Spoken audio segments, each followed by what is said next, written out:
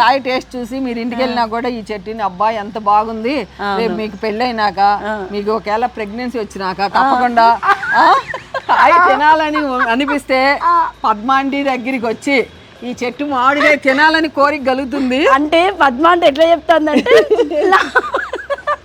Lavanya pregnant అయితే ఖచ్చితంగా వీళ్ళ ఇంటికి రావాలని 100% వస్తుంది. ఎందుకంటే నిజంగా చెబుతున్నా, ఇట్లా మామిడికాయ రౌండ్ మామిడికాయ ఎక్కడా ఉండదు. ఇది చాలా మంది హస్బెండ్స్ వచ్చి నన్ను అంకుల్ని, మా ఆవిడ కర్నీతో ఉంది అంకుల్, మీ కాయ తినాలని ఉందా అంటని ఎంత మంది అడిగారు. ఎందుకు చెబుతున్నానంటే నిజంగా నీకు పెళ్ళి అవుతుంది, రేపు ఫ్యూచర్ లో తల్లి అవుతావు. నా దగ్గరికి వచ్చి పద్మాంటి నువ్వు గ్యారంటీగా నాకు మామిడికాయ కావాలి అని వస్తావు, మళ్ళీ అప్పుడు నేను వీడియో తీస్తా. Okay super. అయితే అంటే ఆశీర్వాదాలు కూడా తీసుకుందాం. అయ్యో తొందరగా పెళ్ళి అవ్వాలని ఆశీర్వాదం తీసుకుంటుంది.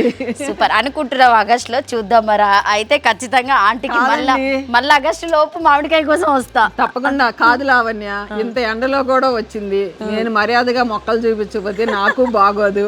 అందుకని నాకు నువ్వు తెలియపోయినా నువ్వు వచ్చావు మామిడికాయ. ఎందుకంటే ఈ చెట్టు నిజంగా నాకు మా పిల్లలకు కూడా చాలా ఇష్టం. పక్షులు వీటి మీద ఉడతలు ఇల్లంతా ఖరాబ్ చేసిన ఇల్లు అంకులు ఇట్టా అయిందన్న నేను వారానికి 1 రోజు 10 రోజులకి ఒకసారి కడుక్కుంటా.